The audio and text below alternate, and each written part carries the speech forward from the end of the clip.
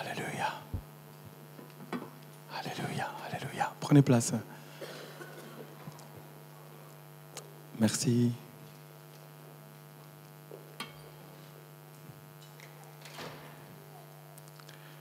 Je commence par vous rapporter une histoire biblique et une question qui est posée et que j'aimerais vous poser ce matin. C'est l'histoire de fils qui s'appellent les fils de Séva dans la Bible. Ils s'aventurent à aller chasser des démons comme Paul les chassait. C'était comme des exorcistes qui voulaient s'essayer. Et puis ils vont trouver un possédé et ils le chassent au nom de Jésus que Paul prêche. Et puis il y a une question très intéressante que le démon qui est dans la personne qu'ils veulent délivrer leur pose comme question. Et j'aimerais vous poser la question ce matin et entendre la réponse. Les démons lui disent « Nous connaissons Jésus, nous savons qui est Paul, mais vous, qui êtes-vous » Il ne s'agissait pas de leur état civil. Il ne s'agissait pas de dire leur prénom ou leur nom comme ça sur le plan humain. Mais es-tu connu dans le ciel ?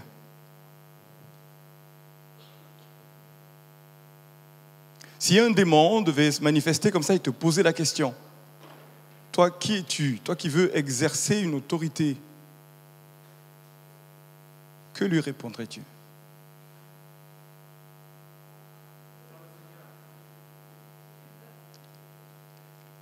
Oui, mais qui es-tu ? Quelle est ton identité ? Décline ton identité. Alors, je ne vous demande pas des réponses là maintenant, là. Mais juste, mettez-vous à la place des fils de Séva.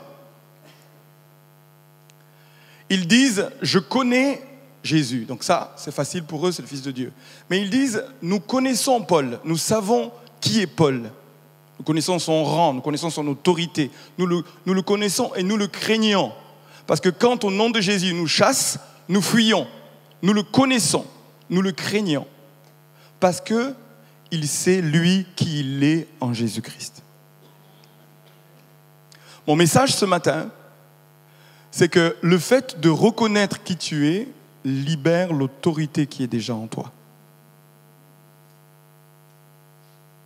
Si tu sais qui tu es en Christ, et que même un démon voudrait t'intimider, parce qu'à des moments, comme ça, ça peut arriver, ils peuvent savoir qui tu es et faire semblant d'ignorer qui tu es. D'accord ? Le problème des fils de Séva, c'est qu'ils ne savaient pas réellement qui ils étaient. Ils n'étaient pas en Christ, ils n'avaient pas conscience de leur autorité. Ils essayaient d'imiter quelqu'un qui avait de la puissance, qui avait de l'autorité. Ils disaient, ah mais nous on veut cette même autorité, cette même puissance, mais ils ne l'avaient pas en eux, parce que l'autorité vient de qui tu es. Les démons connaissaient Paul, ils connaissaient son autorité, parce que Paul, il savait qu'il était en Christ. Et quand tu le sais, quand tu reconnais cette autorité, tu la vois sur toi, tu peux le dire, tu peux marcher, tu n'as même pas besoin de parler. Le démon, il te craint. Ce matin, quand on priait, j'avais ce sentiment que tous ceux qui étaient conscients de qui ils étaient, dans le ciel, dans le monde des ténèbres, il y avait une inclinaison comme ça.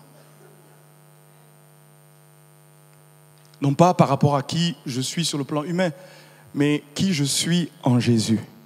L'autorité que j'ai, vous savez, que vous êtes des fils de Dieu et que le monde des ténèbres vous craint. Mais il vous craint au moment où vous allez reconnaître qui vous êtes en Christ. Il y a des tas de croyants qui ne font pas peur à l'ennemi parce qu'ils ne savent pas qui ils sont. Et pourtant, ils croient en Jésus.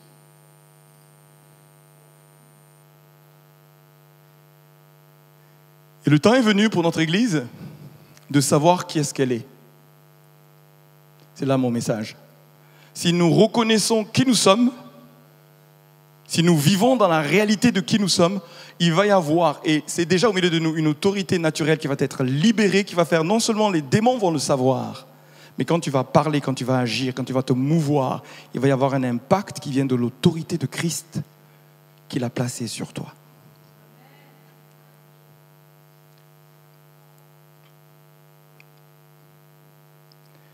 Il y a 3 choses ici, 4 choses plutôt, 4 alignements indispensables pour avoir vraiment de l'impact dans le monde des ténèbres. Cette scène, elle est quand même extraordinaire, de leçon pour nous. La conscience de qui tu es en tant qu'individu, ça peut être qui tu es en tant qu'église, en tant qu'entité, en tant que famille. Dieu a placé des choses. Dieu a placé sa volonté, son intention sur chacune de nos vies. Quand on le reconnaît, on va le voir ici dans la parole. C'est très, très, très important. 4 choses qui doivent s'aligner pour faire une explosion d'impact et d'autorité spirituelle. C'est la reconnaissance d'abord d'une autorité supérieure, celle de Dieu. 2, la reconnaissance personnelle de qui je suis en Christ. 3, la reconnaissance des pairs. 4, la reconnaissance par le fruit. Ces 4 reconnaissances, quand elles sont alignées, ça libère finalement la mission, l'onction, l'autorité qui est placée sur toi. Elle s'active pleinement et tu peux accomplir la mission pour laquelle Dieu a placé, a parlé sur ta vie. C'est tellement important. Jésus, ça lui est arrivé. Vous savez que avant que Jésus se manifeste comme Fils de Dieu, il a fallu un moment où le Père le reconnaisse. Vous le savez ça?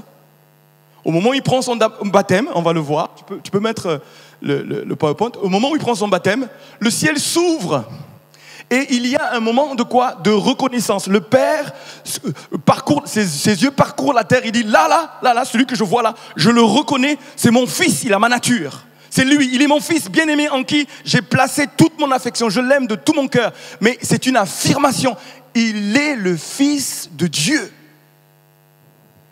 Et le Père ouvre le ciel et il affirme une chose. C'est indispensable, c'est très important que tu puisses entendre, que tu puisses savoir. Et le Saint-Esprit dit ce matin à plusieurs, et on l'oublie, tu es un enfant de Dieu. L'œuvre du Saint-Esprit, c'est de témoigner dans nos cœurs. Nous sommes enfants de Dieu.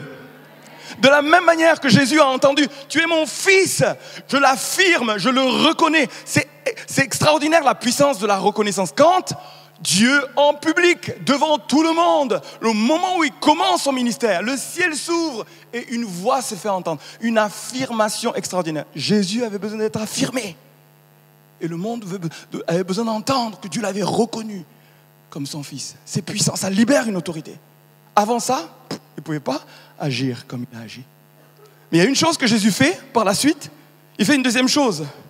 Lui-même reconnaît, mets-moi la suite. Il sort, il est baptisé, il sort, il va dans le désert, on y reviendra tout à l'heure. Et puis quand il revient du désert, il est revêtu de la puissance du Saint-Esprit. Et il fait une chose, il reconnaît qui il est. Il le dit, il le proclame, il le déclare. Et puis il dit, l'Esprit du Seigneur est sur moi, parce qu'il m'a oint pour annoncer une bonne nouvelle aux pauvres. Il m'a envoyé pour guérir ceux qui ont le cœur brisé, pour proclamer aux captifs la délivrance et aux aveugles le recouvrement de la vue. La suite, s'il te plaît. Pour renvoyer libres les opprimés, pour publier une année de grâce du Seigneur. Alors, il commença à leur dire, aujourd'hui, cette parole de l'Écriture que vous venez d'entendre est accomplie. Jésus dit, avant même d'avoir accompli quoi que ce soit comme miracle, I am the one. C'est moi l'élu. C'est moi que Dieu a choisi. Il en faut un peu du toupet, si vous voulez. Vous voyez ? Il arrive là et tout le monde est choqué. Il dit quoi? Mais Ésaïe 61, tout le monde connaît. Tous les Juifs, ils savent. Tu es en train de dire que tu es le Messie. Tu es celui que Dieu a oint, celui que nous attendons depuis des siècles. C'est toi. Oui, c'est moi. C'est juste moi. Je me présente, c'est moi. I am the one.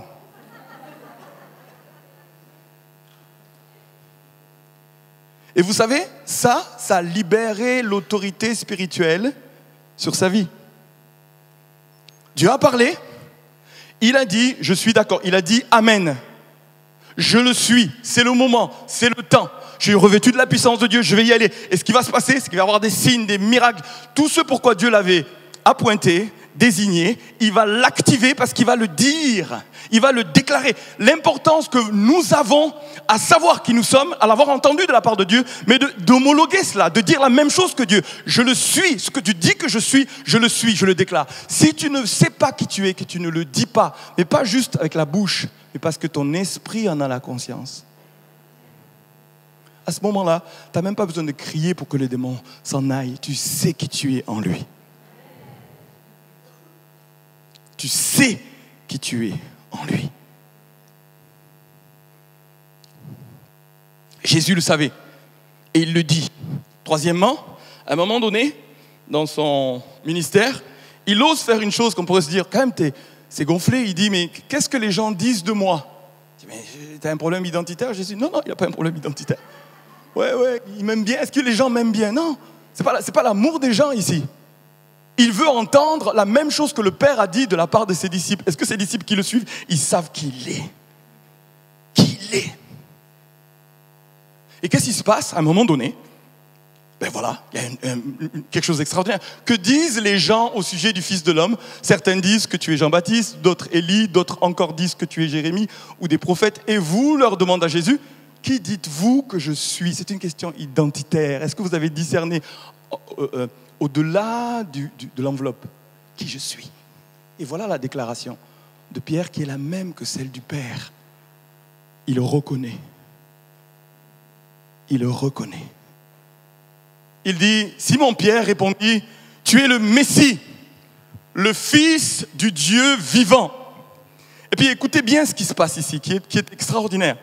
Jésus dit, tu es heureux, fils de Jean, car ce n'est pas un être humain qui t'a révélé cette vérité, mais mon Père qui est dans les cieux. Il a eu une révélation. Une révélation. Et pourtant, ça pourrait paraître évident. Hein. Là, ce n'est pas le début de son ministère. Il en a fait des miracles et tout ça. Mais non, ça prend une révélation pour savoir qui est Jésus. Mais écoutez bien ceci. Jésus dit, maintenant que tu sais qui je suis, je vais affirmer qui tu es.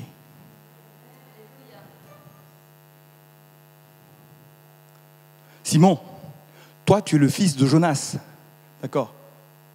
Et moi, je dis, tu es Pierre.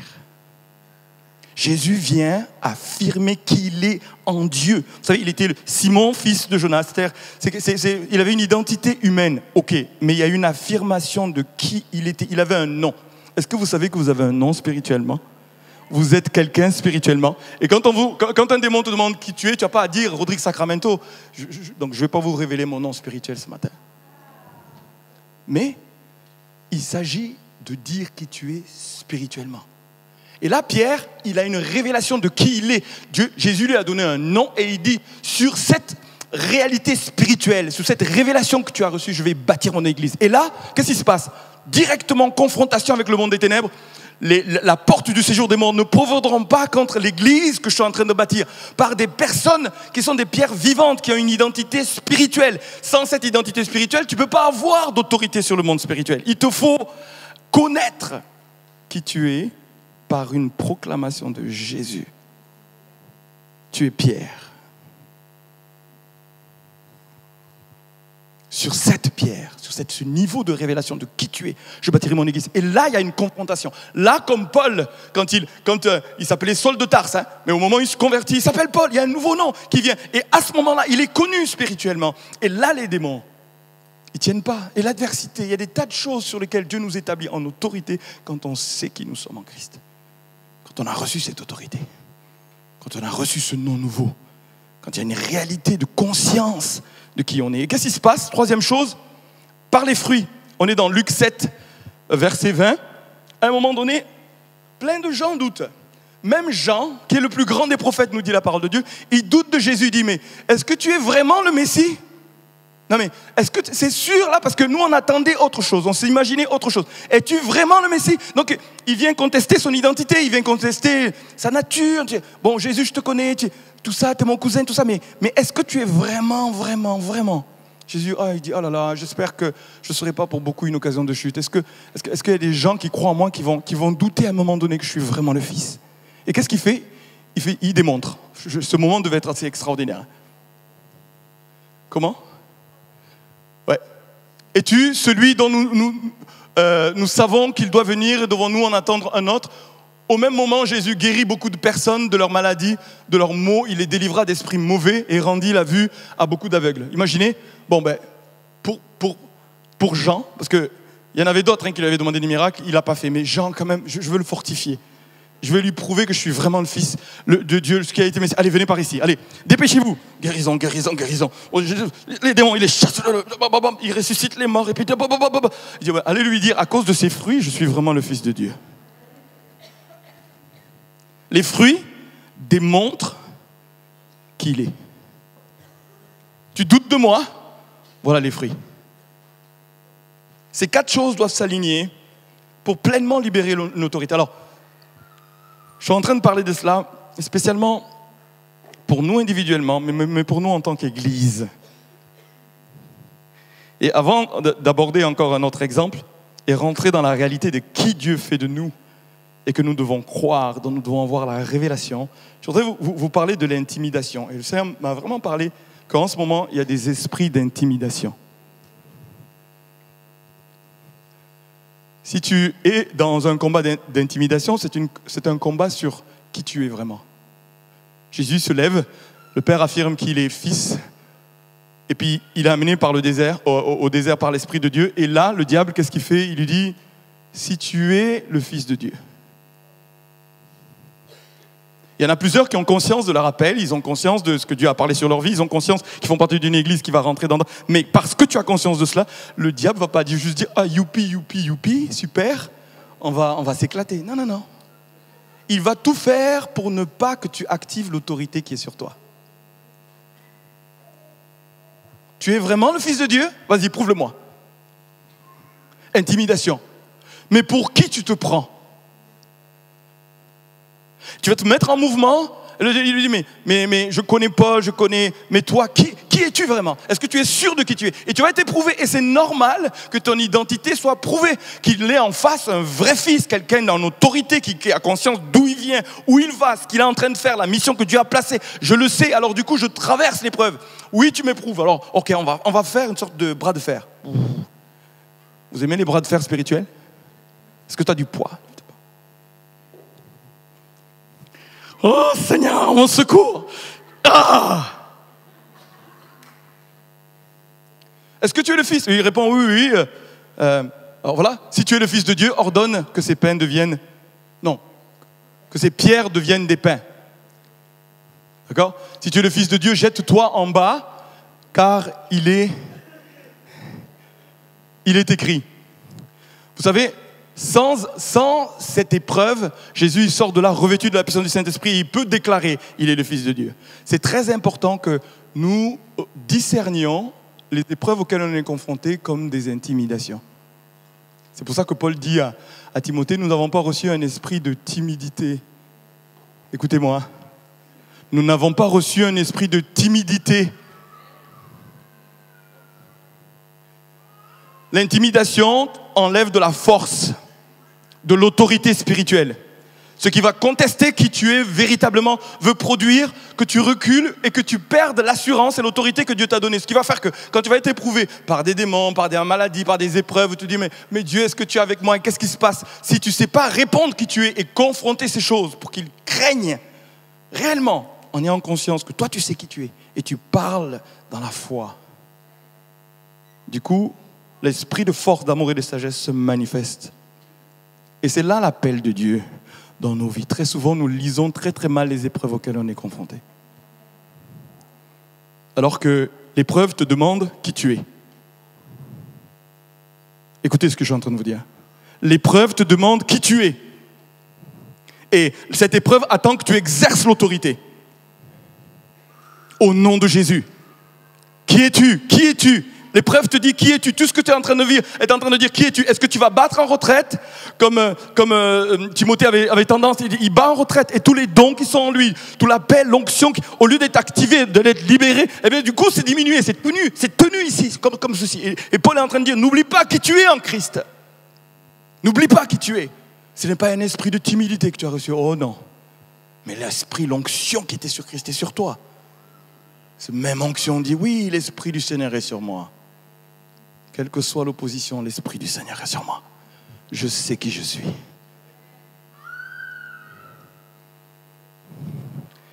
Il y a un texte qui m'a beaucoup béni. On va se trouver, c'est le dernier exemple avant de rentrer dans le cœur de ce que je veux dire pour notre Église. C'est l'exemple de David. David a été oint plusieurs fois. Je me dis, mais combien de fois il avait eu besoin d'être oint?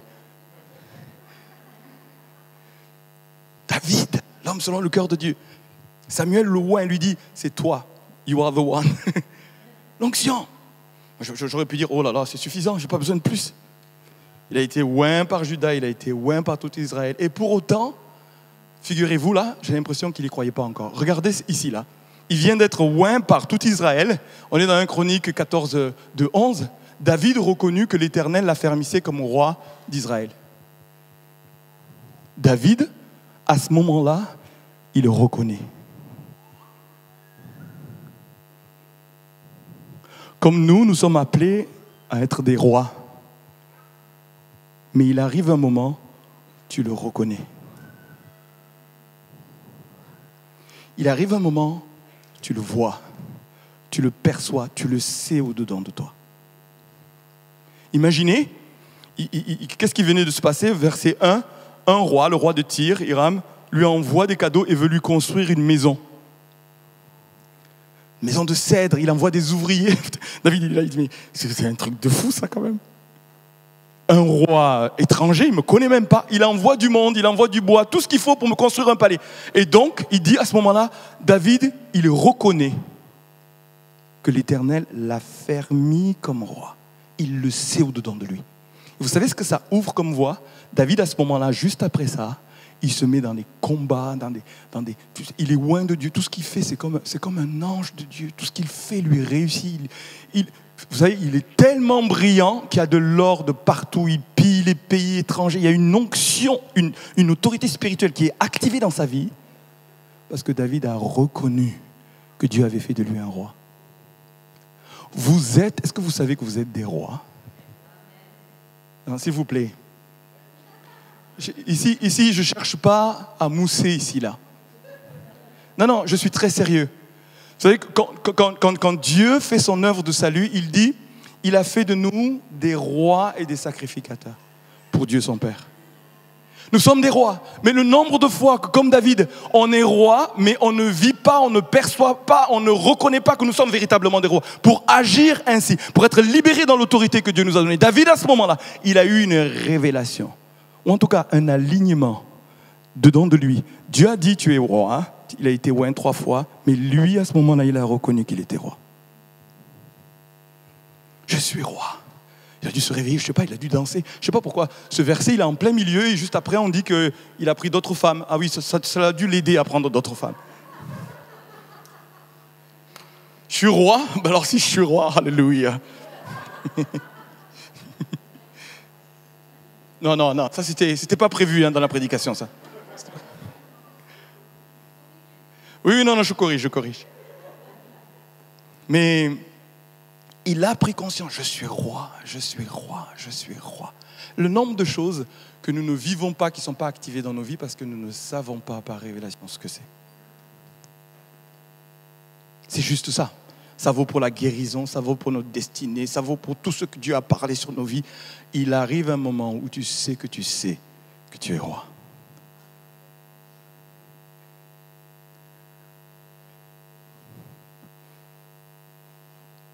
David reconnu. Alors pour notre Église, il en est. Qu'est-ce qu'il en est?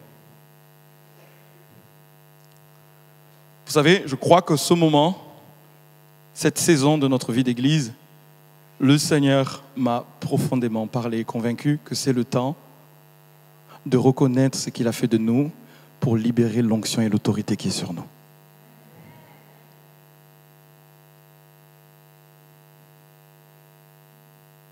Dieu a parlé. Vous savez, le nom de notre Église, Clé, est né dans la prière et le jeûne. On était en retraite avec Philippe Jaurès et toute une équipe en préparation de l'implantation de cette église. Pendant ce jeûne, Dieu a parlé de manière évidente. Je pense que c'était un songe. Dieu lui parle et lui dit, le nom de l'église qui va être implantée s'appellera Clé. Et c'est basé sur Matthieu 16, verset 19. Je te donnerai les clés du royaume. Ce que tu liras sur la terre sera lié dans les cieux, et ce que tu délieras sur la terre sera délié dans les cieux. On est au cœur de l'autorité spirituelle. Les clés, c'est un symbole d'autorité. Cette église est née dans la pensée de Dieu, dans la volonté de Dieu, pour être une clé pour interdire et autoriser, pour confronter le monde des ténèbres. C'est cela que Dieu a pensé dans la conception avant même qu'elle existe, de cette église. Quand Philippe Jaurès reçoit ce nom, il ne savait pas que Montpellier signifie montagne fermée au verrou.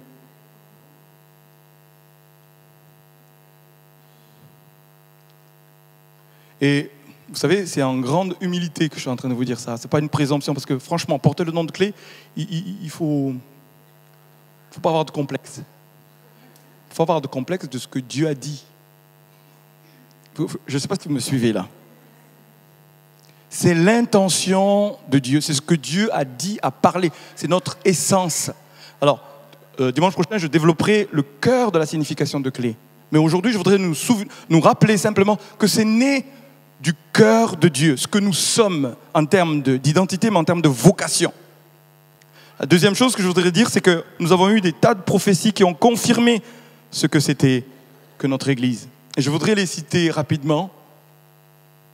Lilakos, finalement, ça n'a pas été échangé, mais ce n'est pas grave. Lilakos, en 96, il prophétise. Alors, qui est Lilakos? C'est un prophète vraiment reconnu, d'autorité. C'est quelqu'un vraiment qui a été donné par Dieu toute une saison, une séquence au moins d'une quinzaine d'années en France. Il venait des États-Unis.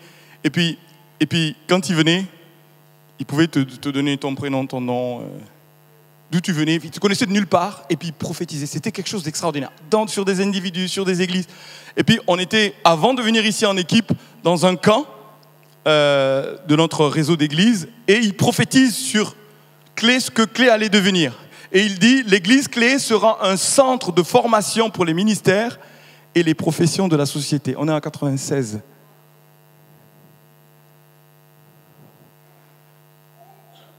Pour ceux qui ne le savent pas, nous sommes en ce moment en train de former des ministères. Et c'est que le début de quelque chose que Dieu nous donne, c'est vocationnel. Et on ne l'a pas fait parce que ça a été dit, on l'a fait dans le prolongement et dans la prise de conscience. Et comme David, vous savez, je regarde ces choses et je dis, mais tiens, je vois ça, ce que Dieu a donné dans nos mains, je vois ça, je vois ça, je vois ça. C'est en train de s'accomplir, c'est le moment de pleinement croire et de percevoir et d'agir dans la conviction de ce que Dieu a fait de nous. Deuxième prophétie, c'est Blaise Tommy, on est en 2015. L'adoration et le surnaturel vont prendre de l'ampleur. L'impact sera surtout à l'extérieur de l'église. Les gens du dehors seront aimantés pour entrer dans l'église.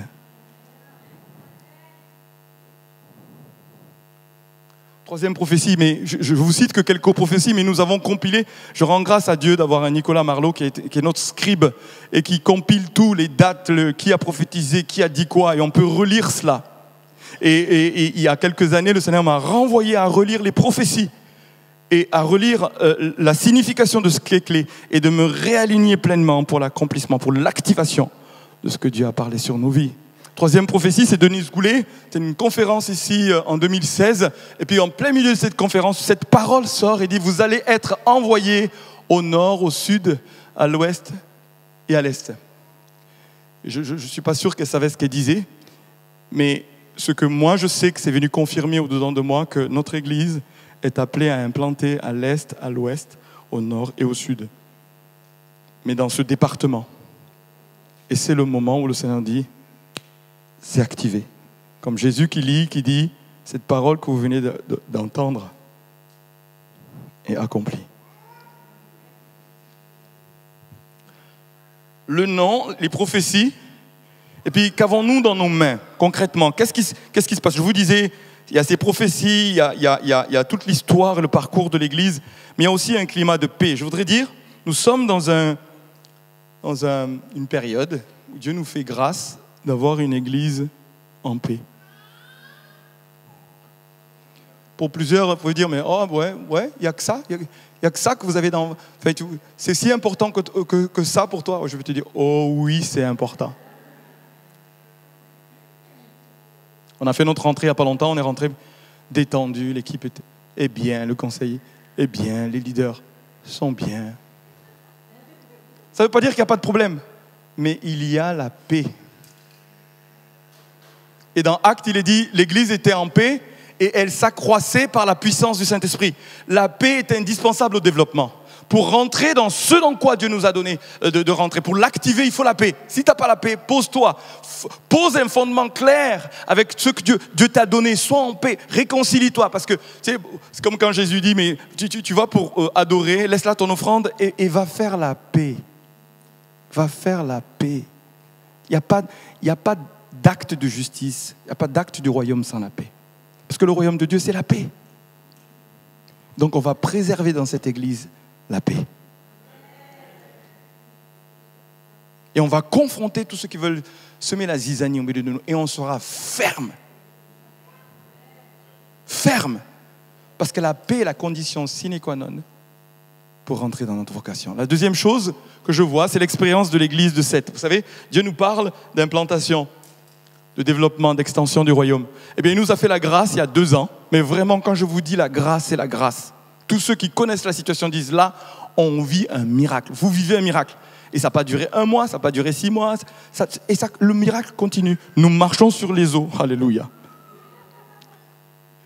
Gisèle, le pasteur de cette église, m'a contacté. Enfin, c'est plutôt moi qui l'ai contacté et elle me partage dans ce contact.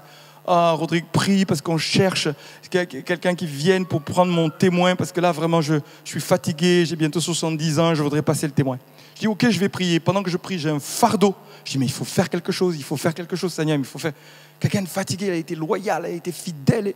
Seigneur, fais quelque chose. Et puis, il monte dans mon cœur qu'il se pourrait bien que parmi ceux qui sont formés au ministère en stage, et on allait le faire, mais peut-être quelqu'un allait émerger. Et alors du coup, je lui dis, écoute, moi je te propose ça. Et pendant qu'on partage, il y a une évidence qui vient qu'en attendant qu'un ministère puisse venir, bien, Toan puisse être envoyé là-bas. Et vous savez ce que ça veut dire? Quand je regarde ce qu'on a dans nos mains, pour dire je reconnais que, c'est que ça nous donne une expérience de ce que c'est que partager les ressources de clés.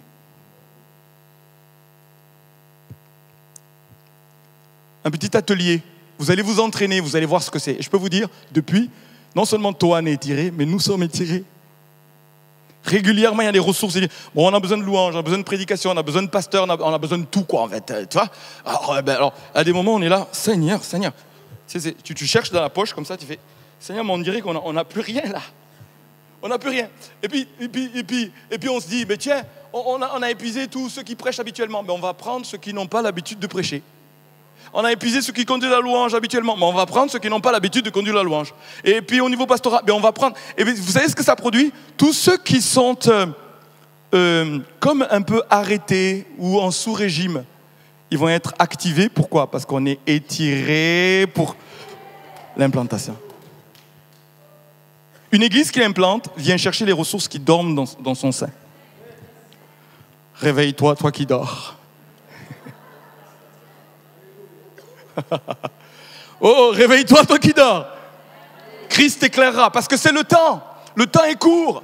C'est le moment d'y aller. Et ça demande une expérience d'élargissement. On est étiré, et on va chercher les ressources. Encore, ego. Et bientôt, c'est toi. Il n'y a pas longtemps, je pense que c'est Sarah et Vincent qui vont bientôt conduire la louange à 7, c'est ça? En tout cas, il y a un projet comme ça en cours, hein. Parce qu'à un moment donné, qu'est-ce qu'il fait, Toan? Lui, il se dit, bon, on s'est engagé ensemble, et régulièrement, il vient avec sa liste et dit, Rodrigue, on fait comment pour ça?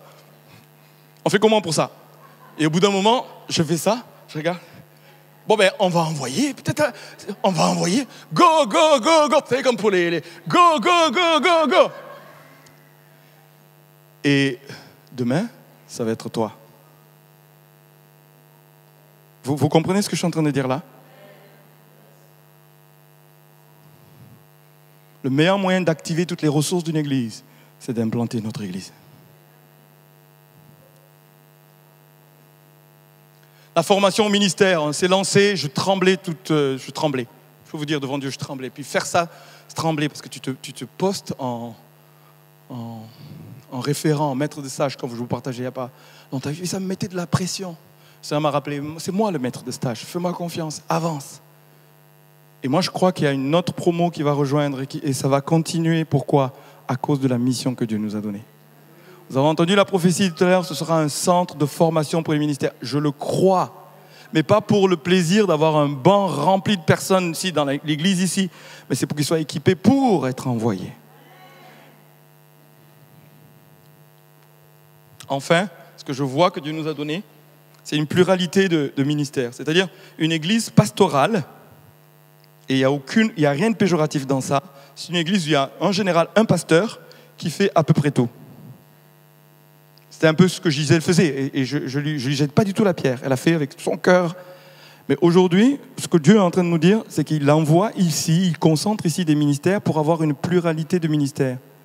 Celui qui est évangéliste, il peut être évangéliste.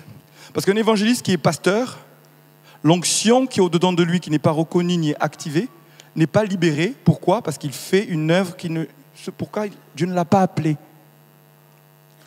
Donc dans une église, il faut un pasteur qui pasteurise.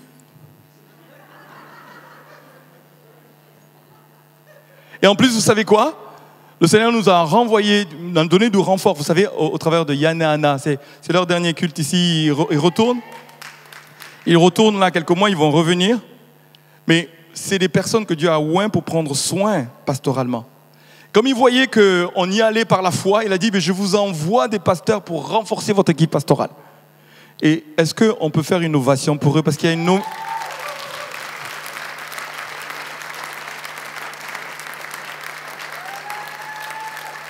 On peut faire mieux que ça, vous savez. Parce que c'est... Ils répondent à l'appel de Dieu. C'est un signe. Ils sont envoyés pour prendre soin. Pour ceux qui servent, ceux qui sont au front. Il y a une onction, il y a une grâce sur eux. C'est un don, c'est un cadeau de Dieu. Honorons de tels hommes et de telles femmes. Honorons-les devant Dieu. Parce qu'ils sont envoyés pour notre mission, pour notre appel. Alléluia. Alléluia. Et depuis, Nirina a passé le témoin à Romain. Romain, aujourd'hui, le coordinateur du pastorat. Il y a une table ronde pastorale. Et puis d'autres personnes sont envoyées. Brigitte Bourgois rejoint l'équipe. Et d'autres. Pour qu'eux, ils soient libérés. Vous voyez, on est dans les cordages. On a une évangéliste dans la personne de Anne. Est-ce que vous voyez le fruit depuis qu'elle a pris l'évangélisation dans notre église ? Ouais.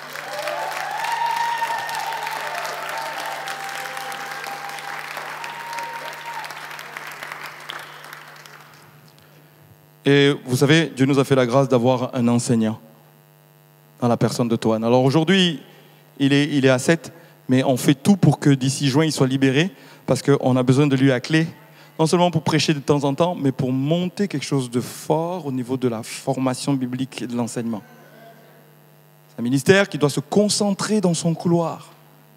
Et ça fait de nous une église qui a une pluralité de ministères. Alors, je vais humblement m'appeler... missionnaire, je ne vais pas oser employer le mot apôtre. Mais je vais dire missionnaire dans le sens où j'ai fait des années pasteur ici et aujourd'hui le Seigneur est en train de me libérer pour la mission en dehors de l'Église, pour l'extension du royaume par des implantations et par des œuvres.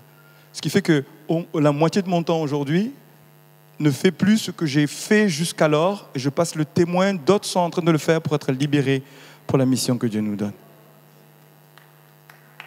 Alors, je voudrais juste finir, avant de vous parler d'un événement important qui est en train d'incarner ou illustrer ce que je suis en train de dire ici. Finalement, Dieu dit que nous sommes clés et que nous sommes une église ressource,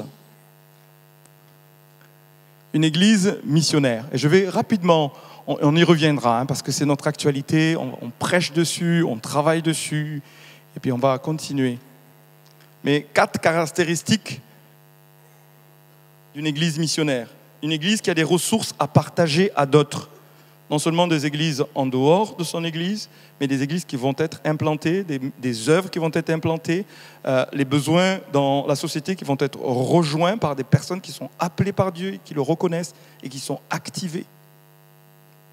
Les 4 caractéristiques, c'est qu'il faut une gouvernance apostolique.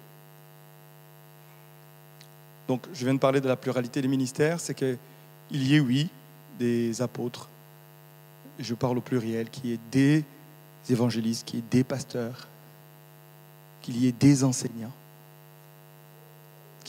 mais que ce soit au pluriel. C'est ça qui caractérise une église qui a des ressources, parce que sans une gouvernance, vous savez, on appelle ça des ministères de gouvernement.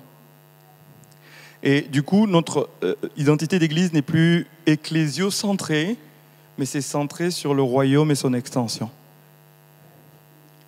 Il y a une dimension prophétique qui est là, et puis la grâce que vraiment nous puissions être, c'est le deuxième point, un lieu d'autorité spirituelle. Je vous disais tout à l'heure, je vous donnerai les clés. Les clés font que ce qu'on lie est lié, ce qu'on délie autorise et délié. C'est de l'autorité spirituelle.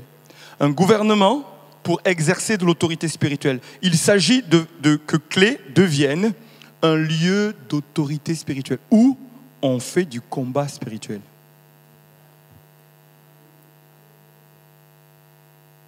Vous avez dit tout à l'heure, Paul, il était connu, et quand tu es connu dans l'esprit, tu fais du combat spirituel.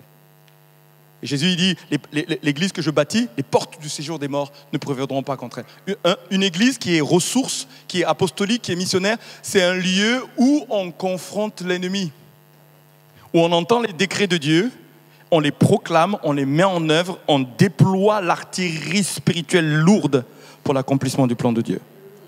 Ah oui, je vous dis, sans ça, il va manquer des munitions. Vous savez, les munitions, réellement, ce qui fait que nous avons une artillerie lourde, vous savez ce que c'est? Vous savez ce que c'est? La prière. La prière. Les nuits de prière. Ah, mais je vous dis, c'est indispensable. C'est ça notre... Sinon, on va aller au combat sans cette réalité de prière. La prière est la première des armes qui fait une différence. Se tenir devant Dieu personnellement, mais se tenir devant Dieu ensemble. Mais quand se tenir devant Dieu, c'est pas juste se tenir devant Dieu, mais c'est entendre ce que Dieu est en train de dire et le décréter nous-mêmes. Le proclamer. Et l'administrer. Confronter l'ennemi, mais l'administrer. S'il fuit, il faut aller occuper le terrain. C'est pour ça que ça me donne mon troisième point, un rayonnement spirituel et géographique. Les clés, c'est pour ouvrir, mais c'est aussi pour ouvrir de nouveaux territoires et prendre possession de ces territoires. Concrètement, quand on va ouvrir des groupes, vous savez quoi? Un groupe qui s'ouvre, c'est pas juste un moment fun entre croyants, non. C'est un acte de combat spirituel. Pourquoi? C'est un territoire que nous sommes en train d'ouvrir. Et il ne faut pas l'ouvrir comme ça, c'est la fleur au fusil. Il faut l'ouvrir à genoux. Il faut arroser cela, il faut aller marcher spirituellement sur ce que Dieu nous donne et le posséder. C'est un rayonnement spirituel par la prière, mais aussi par le gouvernement spirituel, par l'adoration, par l'intercession, par le fait de chercher Dieu. Et enfin, dans ce rayonnement, il y a de l'évangélisation, il y a l'adoption d'église, il y a l'accompagnement d'église, il y a l'implantation, il y a l'adoption d'œuvres. Il y a des œuvres qui vont se multiplier, que ça commence déjà. Il y a un engagement dans la ville, dans la société, auprès des autres. Vous savez, alors j'ai déjà commencé à le dire, je vais le dire, on va en parler toute cette saison. Mais il y a une église en cours d'implantation en ce moment qui s'appelle Abba. Quelqu'un a entendu parler d'Abba ici dans cette église? On est en train d'accompagner, alors c'est un processus, le processus est bien engagé, pour qu'ils soient libérés. Et puis du coup, ils sont du milieu de nous, ils vont être envoyés, mais pas loin, chez eux, si vous voulez. Mais ici, là, pour implanter une église, parce que dès qu'il y a une nouvelle église, géographiquement, spirituellement, il y a une avancée du royaume de Dieu. C'est là notre vision, c'est en cours. Et dans le nord de Montpellier, c'est dans nos prières, nous sommes déjà là-bas dans nos prières. Je ne sais pas si vous êtes avec moi et vous allez embarquer avec moi pour être spirituellement déjà là-bas dans nos prières, avant que ça vienne à la réalité. Parce qu'on le voit, c'est ce que nous sommes, c'est ce que Dieu active, ordonne de nous le reconnaître et de se mettre en mouvement. Chacun de vous est attendu dedans. Je dis bien, chacun de vous. Et le dernier, lieu de formation, on en a parlé, et de ressources. C'est un lieu aussi d'envoi. Un centre apostolique, une église ressource, missionnaire, envoi. Et moi, la dernière slide, c'est l'exemple de Actes. Et c'est ce que nous allons commencer à faire ce matin. Dans Actes 13, 2, 3, voilà une église exemplaire, en tout cas qui nous inspire, pendant qu'ils servaient le Seigneur dans leur ministère et qu'ils jeûnaient. Donc il y avait plusieurs ministères ici. Ils jeûnaient, ils se tenaient devant Dieu, ils le servaient, ils l'adoraient en fait. C'était pas servir juste prière seulement, c'est adorer, prendre du temps avec lui. Ils écoutaient le Seigneur. Alors qu'ils jeûnaient, le Saint-Esprit dit, c'est extraordinaire, c'est lui le maître de la moisson. Mettez-moi à part Barnabas et seul pour l'œuvre à laquelle je les ai appelés. » Alors, après avoir jeûné et prié, ils leur imposèrent les mains et ils les laissèrent partir. Une église missionnaire, une église ressource, c'est une église qui envoie, qui écoute le Seigneur et qui envoie. J'ai dit aux stagiaires, avant le début de la formation, j'ai dit, vous savez, il y a plusieurs scénarios. Il y a le scénario de ceux qui vont être formés, établis, reconnus et qui vont rester à clé dans l'église principale ou mère. Il y a ceux qui vont être envoyés de l'église vers une implantation ou ailleurs. Et puis il y a ceux qui vont aller en dehors de notre sphère, parce que Dieu, pendant ce temps, ils ont été formés, oui, mais il les a réservés à autre chose. J'ai répété ça à plusieurs reprises.